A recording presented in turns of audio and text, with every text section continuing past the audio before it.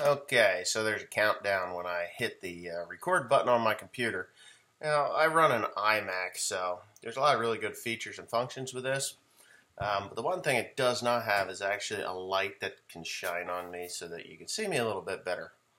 But I'm going to have to go down to the Staples and get a couple of lights for this so that you get a better quality. And the other thing is I think I'm actually going to put a microphone on of some sort. I don't know if I can figure out how to make it work. I'm okay with a computer, but some stuff, I don't know. It's just kind of crazy. But anyways, I hope everybody had a good Christmas. As you see in my One Lonely Farmer video, that I had a pretty decent one. Yeah, I was totally caught off guard and surprised because I was surprised. I mean, I just didn't expect anything like that. So I hope everybody had and got what they wanted and what they deserved. Because some people, get what they deserved and they don't like it, but that's okay because you get what you deserve sometimes. And, whether it's good, bad, or indifferent. So I'm reading these comments and I thank you for all of them. I mean, there's just so many to get through. The last video had 178 comments, so it's kind of obvious that I'm not going to be able to do that in a 20 to 25 minute span on this video. But I would like to talk about YouTube and how they have it in for me. Oh my God, do they have it in for me. So the video I posted this morning was demonetized before it ever even got 5 people watching it. It was demonetized immediately. I have no idea why. I really don't. So what happens is in the first couple of hours of this video being up, it gets demonetized, right? So I lose thousands of comments get lost. The revenue gets lost off thousands of comments. And if you didn't know, I get paid pretty well through YouTube. It's no secret. And I've become accustomed to that money. I work really hard for that money that I get from my other channel. This channel receives no money. As you notice, there are no ads or anything playing. This one is free.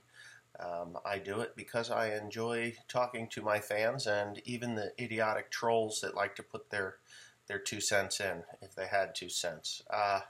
But anyways, with that being said, there's this one question that keeps popping up. Well, there's a couple of them. Actually, there's a lot of them that keep popping up. One is the 955 cat. I'll get to that 955 cat when I get to it. It's not on the priorities list. It's not very high up there. I don't need it to make a living. It was basically payment for fixing a tractor. And, it worked. The tractor worked. The loader came to me. Everything was put together, and it worked perfectly as far as I know. It did have an issue which seems very common with that 6200 series, and that is if you don't use the tractor enough, the brake actuators will actually engage the brakes onto the discs and create friction and heat, and it won't go very good until all the air bubbles are out of there. And there's bleeder valves on the tops of those. It's really a weird system. You have to. So anyways, the guy that I did the work for, he complained about that a little bit, and I told him, I said, well, you're just going to have to bleed that air out of there. It takes some time, but you can do it. And I don't know whether he ever did it all or not. But the 955 isn't going to happen. But there's one here.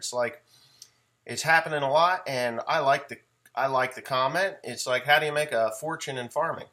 How do you make a small fortune in farming? Well, you start out with a large fortune, and usually, then you can end up with a small fortune, which that is kind of true. I know a lot of people that have gone into agriculture with money where people have died and given them money, and they're like, yeah, I'm buying new stuff. I'm going to have a great career. This is a great jump start to my career. And one thing, and I know this from experience on a much smaller scale, is that if you don't earn your money, it's really easy to spend it. So there's a guy up the road here, and I don't know whether he follows this channel or not. I'm not going to use his name, but I think he's a little older than me, maybe a year or so older than me, and he was always just a struggling farmer, and a family member died, left him the farm and money to be a farmer, and before long, his wife at the time had spent the money, and he was back down to square one, like in the negative again in a very short amount of time. Then she left. He met a new woman, had a family, and he's crawling his way back up out of that hole. But he was given a fortune, and of course he made it a negative fortune after that. So that can happen to you very easily. I mean, work hard, earn it, and be thrifty. Watch what's coming in the future. I mean, if you're savvy enough, you can see what's coming down the pike.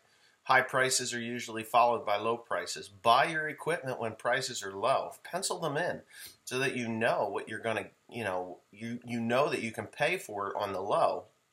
And then when the high hits, then because agriculture is a pendulum. It swings back and forth. If you haven't noticed this, this swinging pendulum, it does.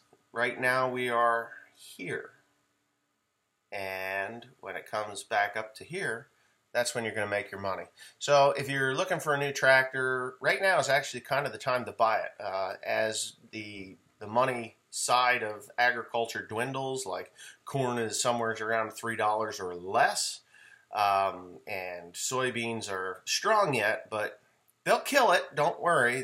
This coming year they're going to plant a lot of soybeans and lack the corn, and next thing corn is going to creep up and beans are going to start to fall down, and then there's going to be some crying fools out there.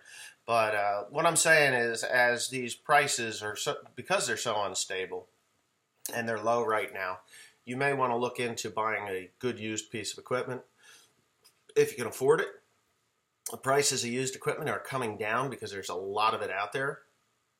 Prices on new equipment, I don't know. I haven't priced anything new, but I'm sure they're stabilized because of the lower costs and stuff. So my advice would be, if you're looking at expanding, that's fine.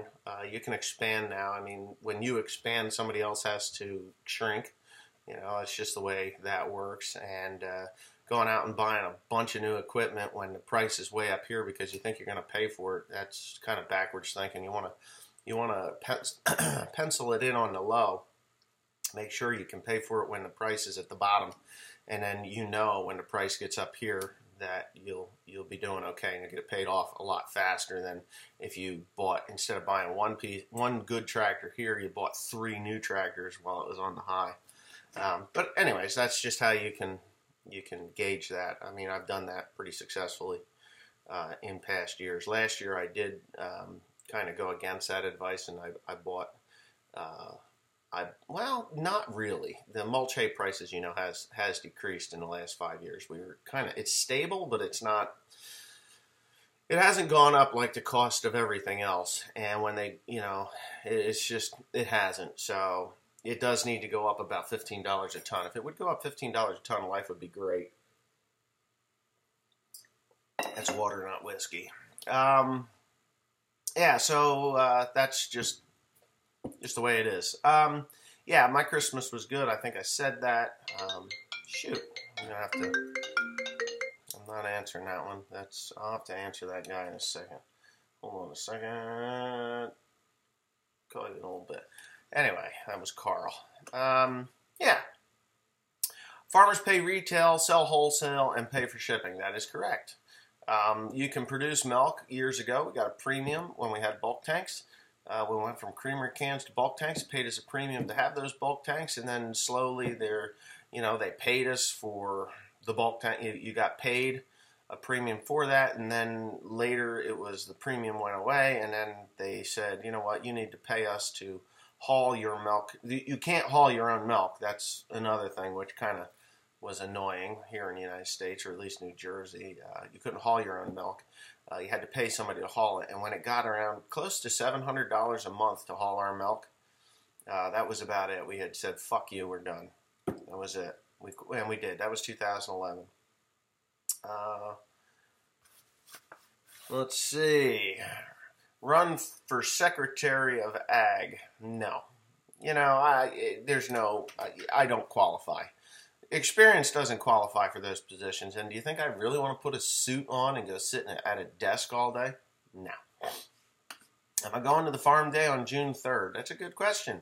I said yes, I would. I hope nothing major bad happens before I'm supposed to go, because I would really like to go out there. Merry Christmas, thank you. I heard that 1750 is break even for milk. If the Mennonites around here got 20, they would finish buying up everything. Yeah, they can pull a lot of money together for some reason. I don't know where they get it all from, but they're pretty smart people. Hope Teresa's family and friends are okay in the Philippines. Yes, she is not from Mindanao. That is to the southern island, so her family's not there. She does have family in northern Mindanao, but not in the south, where this flooding and stuff is going on. I wouldn't go to Mindanao anyway. Too many Muslims there that would like to cut my head off, and I'm not going to do that. Just because I may or may not like what you say or how you do something does not mean you're wrong or I am right. Wish other people would realize that, so there's less drama with YouTube. Keep it up, like your stuff, and watch all the time. Thanks. Well, thanks for being here. And that is the really crazy thing. As time progresses, I think that everybody has to be right. Now, I know when I'm right, and I know when I'm wrong. And if I'm wrong, I can admit that I'm wrong. And when I'm right, it's, okay, whatever, I'm right. I did it this way. There are many different ways to accomplish a goal. And you have to be open-minded to see that.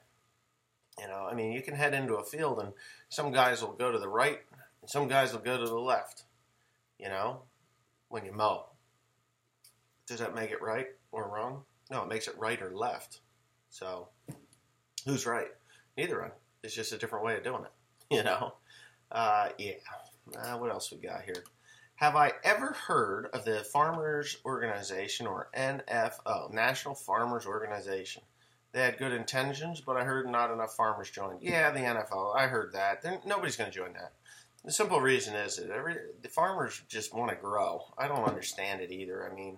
I love to grow stuff, but I think that if we could just organize on withholding that or trickling it out slower, keep those surpluses in our bins, not in the stores and, the storage facilities like grain elevators and things like that. And whenever the government calls you up and says, so how many bushels of corn do you have in your bin? Lie. Just lie to them. They don't need to know the real number. My bins are empty. I sold it all. That's it. How many bushels of storage do you have? You can lie. Just say lie. There's no sense the U.S. government knowing what we have in our bins, because they always use it against us. Every time. Every time. So, that little crop report, when they come out, they drive along Route 80 and they hop out at the best fields and do the best tests. And, the Route 80 crop, analysis is great, Of course it's great, because they don't look at the shitty side of it. Yeah. And I have a really hard time. I don't sign up for the Farm Service Agency. I have nothing to do with any of the government programs. I got out of them like 4 or 5 years ago, and I'm happy about it and even when they do call me, I lie to them. I do. I lie to them. There's nothing that I have that they need to know about, And what makes you think that you have to tell them? That's the other thing. Right to privacy. And when I had the farm census woman call me up, and it says you must fill this out due to penalty of law. The FBI is going to show up. I told her, I said, take that piece of paper, shove it up your ass. I have no desire to fill it out. I'm not going to fill it out. And she says, well, you have to by law. I said, well, then send the FBI. When they come and arrest me, I'll just put it on YouTube that I was arrested for not filling out the farm census. Why is it that I have to? Aren't we free here? Big question right there. Oh, let's see. I just saw questions. What are your plans if New Jersey makes it nearly impossible to farm? Regulations, depressed local markets, etc. I don't do business in New Jersey. I farm here, but I don't do any business in New Jersey. There's nobody that receives anything from me in the great state of Jersey. What if I start a farm to supply my farm? Good luck with that, because you still have to sell something or you're not making anything. Happy holidays to you and your family from East Amwell. Let's see, Douglas White. I ought to know you. I hope next season is better than your last. Love watching your vids and still need to buy a shirt. Well, I hope your season does well too. I don't know if you're farming or not, but Douglas White. Huh. Anyway, that name sounds familiar for some reason. What did you do? I find the year was quite good. Merry Christmas, mate. Remember, we farmers have the power to rule the world. No rain, no grain. Cheers, pal. That is correct. Yeah.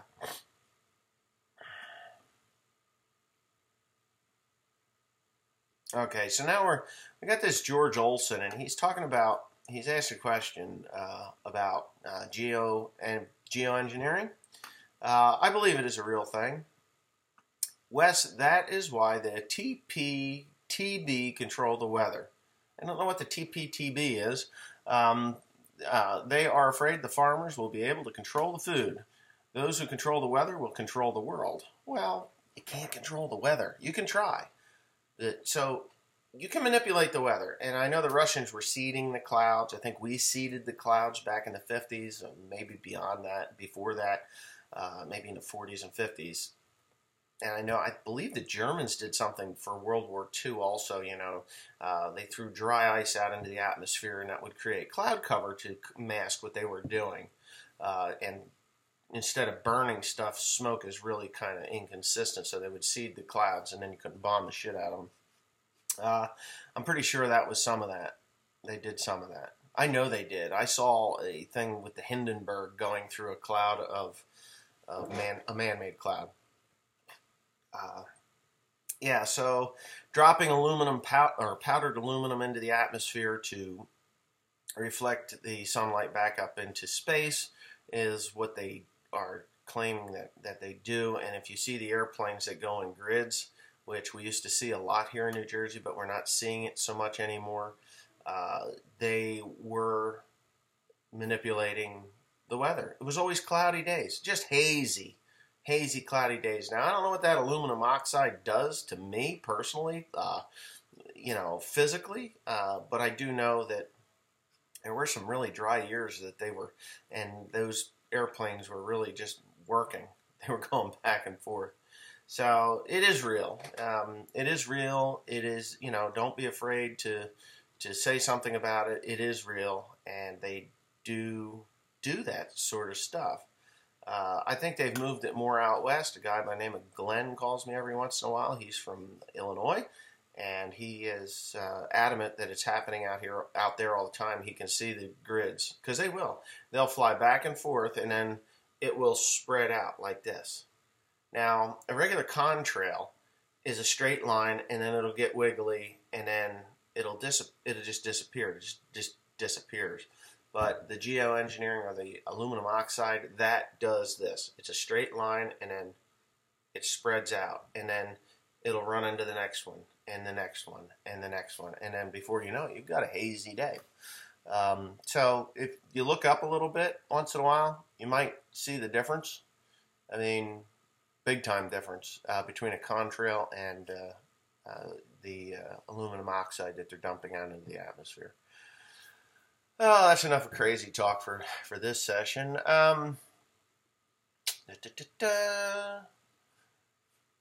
There's some compliments. It's really nice to hear, educated beyond their intelligence. That's on my educated morons, I swear to God, some people that go to college and then they look down upon people that don't go to college. My thoughts on that is experience trumps education in an institution. I'm not going to get involved in it, but the county agent here, he's been our county agent for quite a long time. We used him a couple of times. We were doing it was when we were using a lot of human waste to grow corn and soybeans, and that shit worked really well. It really did. But there was a woman down the road there, and she's all about jumping. She's a Democrat, a devout Democrat, and Obama was the Messiah. Hillary Clinton was the best thing since sliced bread. You know, that was her motto, and she actually threw me off of her farm because she found out that I am not a Democrat. So she's like, well, if you're not a Democrat, you can't be here. You have to go. And that was the end of it, you know, and that's fine. That's just fine. But where was I going with that one? I forget where the hell I was going with that one.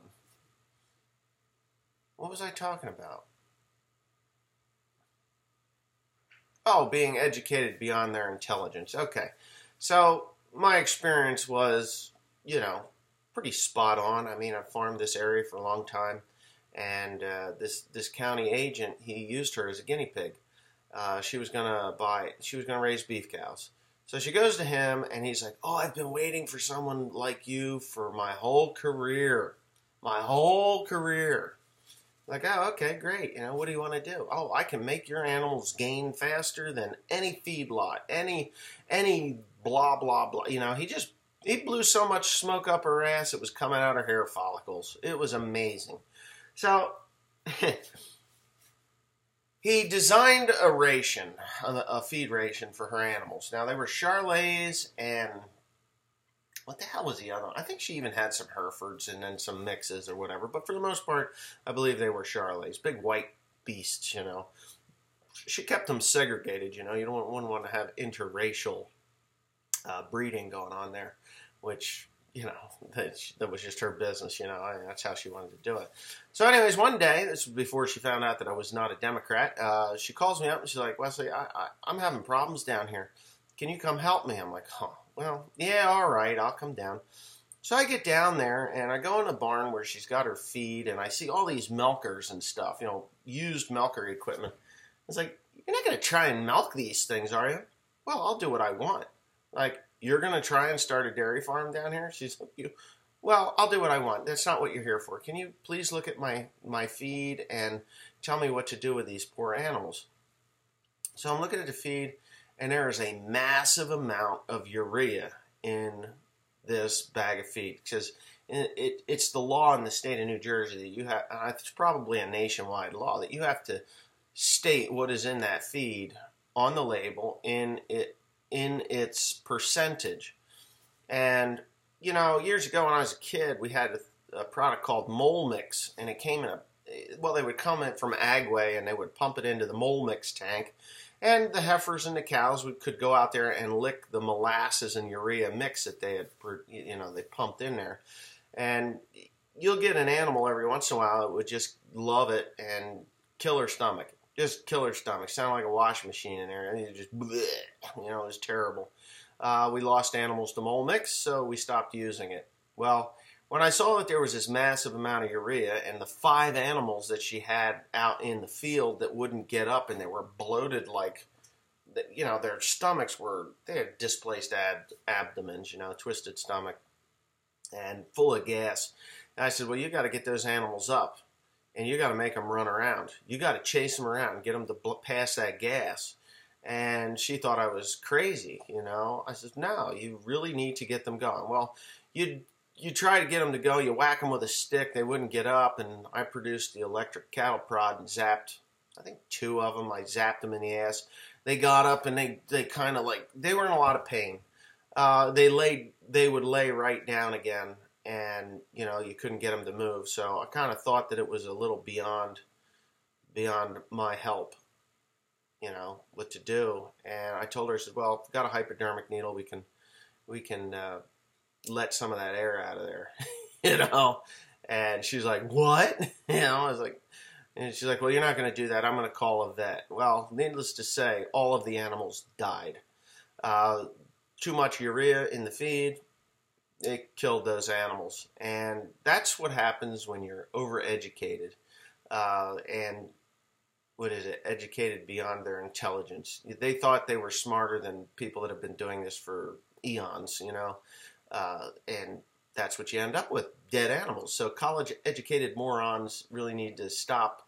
And to be honest with you, urea, I don't know that they put urea in feeds anymore. It's a protein. It's basically what it is. It's a high protein. And if you over-protein your animals, they will die, especially with urea. when I was a kid, we used to get urea dumped into the machine shop there where I do most of my work, and we would auger it into the spreader. So in the spring, my dad would go and get this urea, and then we would auger it into the spreader, and then he would go spread it with actually a boom spreader, drop spreader, and did really well. But we had some cows, heifers actually, got through the fence, went out there, and all it took was one mouthful of urea to kill them. And I remember them. They didn't even make it. One of them didn't even make it out of the shed, and it's salty. And I guess they were possibly lacking in salt, and they went in there for the salt, and that's what got them. But yeah. So, anyways, I'm at 25 minutes now, and yeah. Well, Wes, you're talking about on-the-job training. You said you don't hire people because they aren't reliable. It's one or the other, and I actually thought I missed this one. You're right. It's one or the other. On-the-job training. I did say in the last video that I think that in the United States, people should have to be an apprentice before they can just go out and farm. I honestly believe that wholeheartedly. Now, in my defense, I did not say that I was offering to do this. I'm a family farm. I don't really want to hire outside people at all. It just, unreliable. I have a hard enough time getting my kids to be reliable, let alone somebody else's kids. And unless I'm getting paid by this person to be an apprentice, me receiving money, I have invaluable knowledge about how to do what I do. Now, I'm not saying I'm the smartest guy in the world, but I know things that people that sit up in front of a classroom and preach to people don't know. And, instead of me hiring somebody and having them as an apprentice, I think the farmer that is doing the apprenticing should be paid.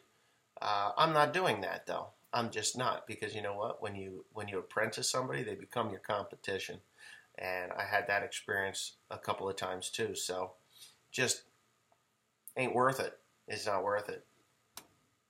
So you'd have to be paid, compensated, and then the apprentice that you had should not be able to farm within 50 miles of the mentor. So that's just my opinion on that. But anyways, I guess that's it for the Ag Talk and a Raw for today. I was hoping that Teresa would come out of that door there and join the conversation today, but she has decided not to. And I heard that. You're coming out? What do you need me for? Well, we just love to see you. They don't want to see my big fat.